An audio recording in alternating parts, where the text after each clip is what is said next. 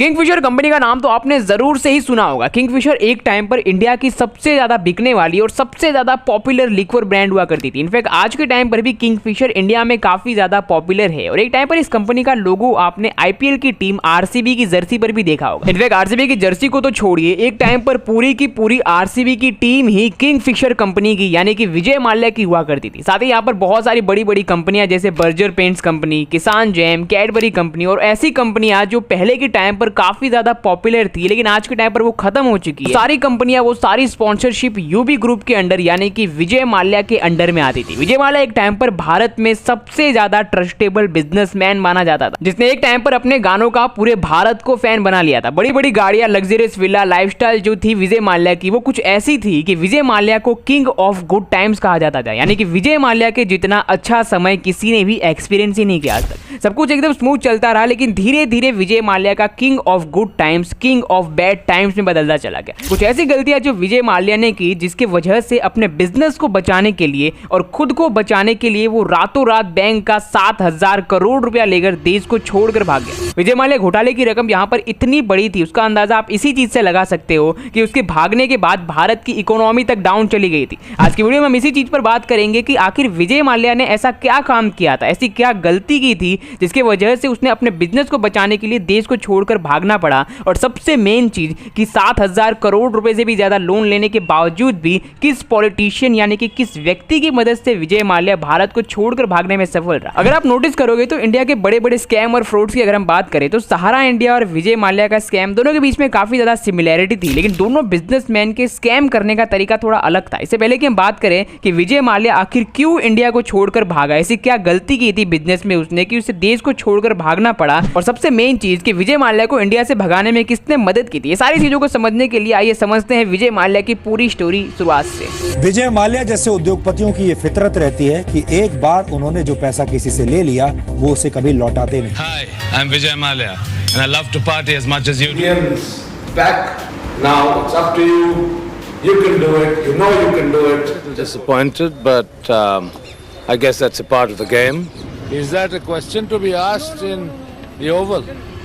कहानी की शुरुआत होती है साल 1915 में। उस समय पर जब अंग्रेज इंडिया में हुआ करते थे तब कई सारे लिक्वर के छोटे छोटे ब्रांड्स हुआ करते थे इंडिया में। उस टाइम पर क्या था कि एक बिजनेसमैन थे, स्कॉट बिजनेसमैन थॉमस लीसमन, उन्होंने क्या किया कि इंडिया के जितने भी लिक्वर ब्रांड्स थे छोटे मोटे उन सभी को एक साथ कनेक्ट करके एक ग्रुप बना दिया जिसका नाम रखा यूनियन ब्रेवरीज यानी कि यूबी ग्रुप। जब ये ग्रुप बनाया गया था तब इंडिया में एक छोटे बिजनेसमैन हुआ करते थे विट्ठल माल्या, जो कि इस ग्रुप के बारे में सुनते वो फैसला लेते हैं कि वो इस ग्रुप के शेयर को खरीदेंगे और इससे इन्वेस्ट करेंगे, क्योंकि विट्ठल माल्या को ये भरोसा था यहाँ पर कि यूनियन ब्रेवरीज यानी कि यूबी ग्रुप आगे चल के एक बहुत बड़ा ग्रुप बनने वाला है। इसलिए लगातार हर साल विट्ठल माल्या जो थे वो इस ग्रुप के शेयर थोड़े थोड़े करके खरीदते रहते थे। ऐसे में आ जाता है साल 1947। अब यहाँ पर क्या होता है कि अंग्रेज भारत को छोड़कर जाने का फैसला लेते हैं। अब क्योंकि यूबी ग्रुप जो था वो एक अंग्रेज का एक ग्रुप था, इसलिए अब उस चीज पर चर्चा होना शुरू हो गई यहाँ पर कि आखिर यूबी ग्रुप का चेयरमैन किसे बनाया जाए। ऐसे में कई सारे यहाँ पर पेपर वर्ड्स करने के बाद, चर्चा विमर्श करने के बाद विट्ठल माल्या को यूबी ग्रुप का चेयरमैन बना दिया जाता है, क्योंकि विट्ठल माल्या के पास प्रोफेशन से वो बिजनेसमैन भी थे और उनके पास ही सबसे ज्यादा शेयर थे यूबी ग्रुप के, मेजर शेयर होल्डर थे। अब 1947 में चेयरमैन बनने के बाद यूबी ग्रुप जो था वो लगातार इंडिया में तेजी से बढ़ता ही चला जा रहा था, जैसा कि विट्ठल माल्या ने पहले ही सोच लिया था। इसमें कई सारे धीरे धीरे करके सेक्टर और जानी मानी कंपनियां खरीदनी शुरू की, जिसमें मैकडॉनल्ड्स कंपनी जो थी वो यूबी ग्रुप ने एक्वायर कर ली थी। वो काफी ज्यादा पॉपुलर कंपनी हुआ करती थी। अब तक विट्ठल माल्या की शादी भी हो चुकी थी और उनका एक बेटा विजय माल्या करीबन 10-15 साल का हो चुका था। बचपन से विजय माल्या ने एक लग्जरियस लाइफ को जिया था। 1960 के जमाने में जब भारत के बच्चे गिल्ली डंडा जैसे खेल खेलते थे उस टाइम पर विजय माल्या जो था वो फरारी कंपनी की बैटरी वाली कार को चलाता था। उस टाइम पर ये जो फरारी की बैटरी वाली कार तो छोड़ो, एक नॉर्मल बैटरी वाली कार भी ऐसे आसानी से मिल नहीं जाती थी। स्कूल कॉलेज में जब तक विजय माल्या ने एजुकेशन ली तब तक वो पूरे स्कूल और कॉलेज में सबसे महंगी गाड़ियों में ही आना जाना रहता था विजय माल्या का। विजय माल्या ने वैसे तो इंडिया से बीकॉम किया था और साल 1976 में वो अपनी बीकॉम की पढ़ाई को पूरा कर लेते, लेकिन अब जो विट्ठल माल्या थे उनके पिता, उनकी कंपनी भी यहाँ पे दिन ब दिन तेजी से ग्रो होती जा रही थी। ऐसे में विट्ठल माल्या ने यहाँ पर पहले से ही डिसाइड कर लिया था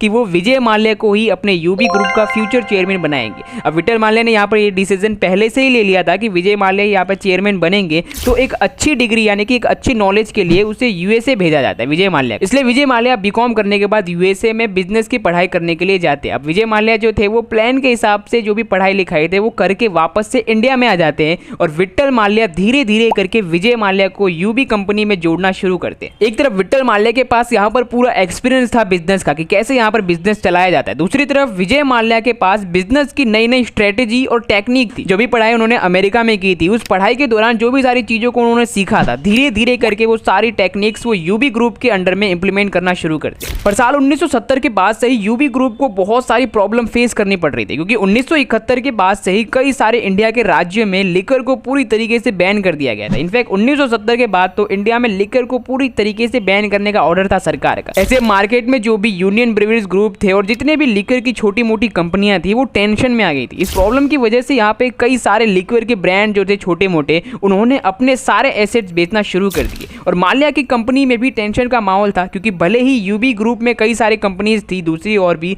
लेकिन जो मेजर सेल्स था जिसके वजह से कंपनियां चलती थी वो तो लिक्वर का ही था।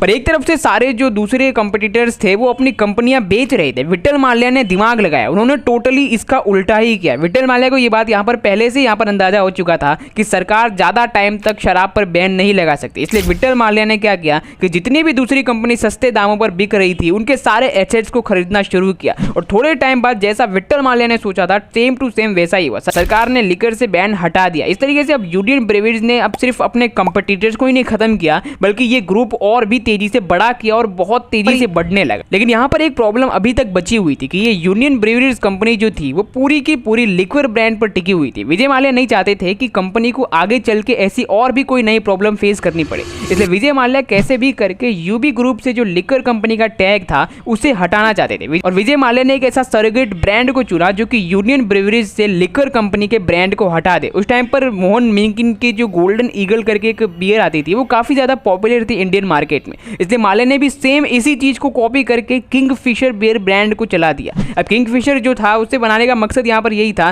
कि कैसे भी करके इसकी सेल्स बढ़ाई जाए और यूबी ग्रुप से जो लिक्वर कंपनी का टैग है उसे हटा दिया जाए, क्योंकि यहाँ पर किंगफिशर को जो था वो सोडा वाटर के नाम से बेचते थे, इसके वजह से सरकार इस चीज पर बैन भी नहीं लगा सकती थी। पर विट्ठल माल्या इस चीज के टोटली अगेंस्ट से शुरुआत से उन्होंने विजय माल्या को पहले ही वार्न कर दिया था कि किंगफिशर यूबी ग्रुप के लिए डेंजर हो सकता है और ये उस पूरे ग्रुप को डुबा भी सकता है। पर विजय माल्या विट्ठल माल्या की बातों को इग्नोर करते थे और ऐसे बिजनेस यहाँ पर चलता रहता है। पर साल 1983 में एक मेजर घटना होती है, अचानक से पार्टी में विट्ठल माल्या को हार्ट अटैक आ जाता है, जिसकी वजह से 59 साल की उम्र में ही उनकी मौत हो जाती है। अब ऐसे में विजय माल्या जो थे वो उस टाइम पर यूबी ग्रुप के सबसे बड़े शेयर होल्डर हुआ करते थे, तो यूबी ग्रुप का चेयरमैन भी उन्हें ही बनाया जाता है। जब विजय माल्या नए नए हेड बने थे यूबी ग्रुप के, तब उन्होंने उस साल में 2.85 मिलियन बॉक्स बेचे थे लिक्वर के, और एक बॉक्स में वैसे नॉन लिक्वर होती है, लेकिन प्रॉब्लम यहाँ पर ये थी एक कि किंगफिशर की सेल यहाँ पर अभी भी डाउन थी, यानी कि लिक्वर की यहाँ पर बहुत ज्यादा बढ़ रही थी पर किंगफिशर घट रहा था। किंगफिशर जो ब्रांड था वो मार्केट में गोल्डन ईगल को कंपटीशन ही नहीं दे पा रहा था। गोल्डन ईगल की सेल्स लगातार बढ़ती जा रही थी और किंगफिशर की सेल घटी हुई थी, यानी कि बढ़ी नहीं रही थी। तो माल्या ने अब यहाँ पर ठान लिया था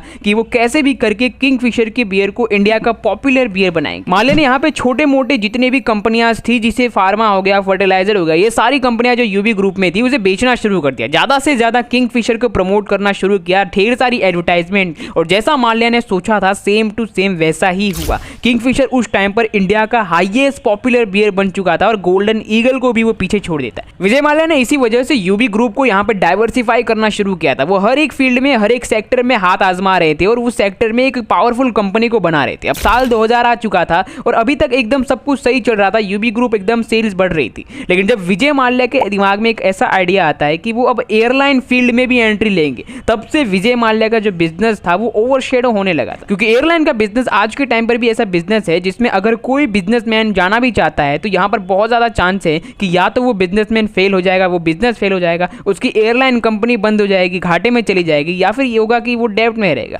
यही रीजन है कि आज के टाइम पर अंबानी भी खुद एयरलाइन बिजनेस में नहीं जाते। विजय माल्या ने अपना यहाँ पर पूरा मन बना लिया था कि वो किंगफिशर एयरलाइन को लॉन्च करेंगे और वो 7 जनवरी 2005 को एक आलीशान पार्टी रखते हैं और अपने बेटे के बर्थडे के दिन ही उसी दिन किंगफिशर एयरलाइन को लॉन्च किया जाता है। किंगफिशर एयरलाइन बाकी सारे एयरलाइन से काफी ज्यादा एडवांस हुआ करती थी। एक तरफ जहां इंडिया के जितने भी डोमेस्टिक एयरलाइंस थे उसमें लिक्वर को बैन किया हुआ था, पर विजय माल्या ने अपनी किंगफिशर एयरलाइन में लिक्वर को पूरी तरीके से फ्री कर दिया था। आने वाले जो साल थे 1-2 साल वो किंगफिशर कंपनी के लिए अच्छे साल थे, एकदम बढ़िया तरीके से किंगफिशर एयरलाइन चल रही। लेकिन मेन प्रॉब्लम यहाँ पे तब से शुरू होती है जब विजय माल्या डेक्कन एयरलाइन को खरीदते, यहीं से विजय माल्या का डाउनफॉल शुरू हो जाता है। अब दरअसल यहाँ पर होता क्या है कि इंडिया में एक रूल है कि कोई भी एयरलाइन कंपनी जो है वो 5 साल से ज्यादा पुरानी होनी चाहिए, तभी वो इंटरनेशनल फ्लाइट को ऑपरेट कर पाएगी, यानी कि इंडिया से लंदन लंदन, ब्रिटेन, जहाँ भी जाना है वो कर पाएगी। और इस चीज में क्या ज्यादा फायदा भी है, विजय माल्या को यहाँ पर ज्यादा फायदा चाहिए था, इसलिए उन्होंने क्या किया कि डेक्कन एयरलाइन को ही खरीद लिया, जो कि 5 साल से ज्यादा पुरानी थी। इस वजह से डेक्कन को उन्होंने किंगफिशर में मिला दिया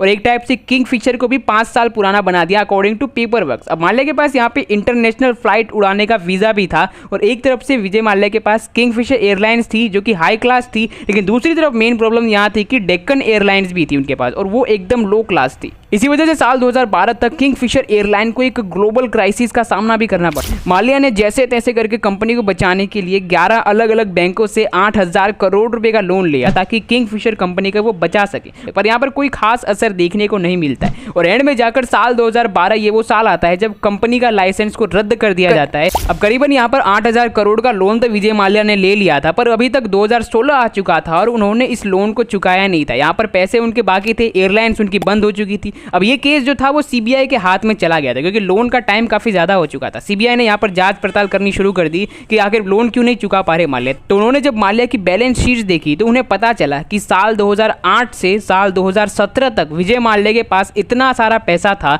कि वो आसानी से बैंकों का 8,000 या 7,000 जितना भी था वो लोन आसानी से चुका सकते थे। लेकिन विजय माल्या ने क्या किया, लोन चुकाने के बदले उन सभी पैसों से लंदन में करोड़ों रुपए के फ्लैट और जमीन खरीदने शुरू कर दिए, ट्रस्ट खरीदने शुरू कर दिए लंदन। पर विजय माल्या के लिए एक लॉटरी यहाँ पर ये लगी कि उन्हें एक टिप मिलती है किसी व्यक्ति के द्वारा कि एसबीआई ने सुप्रीम कोर्ट को ये एडवाइस दिया है कि वो माल्या पर ध्यान रखे क्योंकि विजय माल्या जल्द ही देश को छोड़कर भागने वाले। अब ये न्यूज मिलने के बाद विजय माल्या के पास एक प्रॉपर टाइम था देश को छोड़कर भागने का। अब क्योंकि विजय माल्या जो थे वो राज्यसभा के मेंबर भी थे तो उनके पास एक डिप्लोमेटिक पासवर्ड भी था। वो तुरंत ही अपना सारा कैश बैग में भरते हैं और करीबन वो 7 बैग को लेकर दिल्ली से लंदन की फ्लाइट में बैठ जाते थे। ये सारी चीजें जो एयरपोर्ट पर इमिग्रेशन ऑफिसर्स थे वो नोट भी करते। अब क्योंकि सीबीआई ने इमिग्रेशन ऑफिसर्स को खाली यही कहा था कि वो खाली नजर रखे, इसलिए खाली वो नजर ही रखते हैं, वो कुछ कर नहीं पाते विजय माल्या। इसलिए जब इमिग्रेशन ऑफिसर माल्या को एयरपोर्ट पर देखते हैं तो वो सीबीआई को इन्फॉर्म करते हैं इस चीज की और बहुत सारी कोशिशें की जाती है पर अब तक बहुत देर हो चुकी है। तो इसी तरीके से सरकार ने काफी कोशिशें की और अभी तक कोशिशें जारी ही है। कोर्ट में केस तक लड़े जा रहे हैं कि कैसे भी करके विजय माल्या को इंडिया में वापस लाया जा सके, लेकिन अभी तक कोई भी एक्शन लिया नहीं गया। अगर आपको मेरी ये वाली स्टोरी पसंद आई हो तो आप मेरे सहारा के स्कैम वाली स्टोरी भी जरूर देखिए, उसमें कैसे सूरज रॉय ने स्कैम किया था लोगों के साथ, मैंने उस चीज को बताया।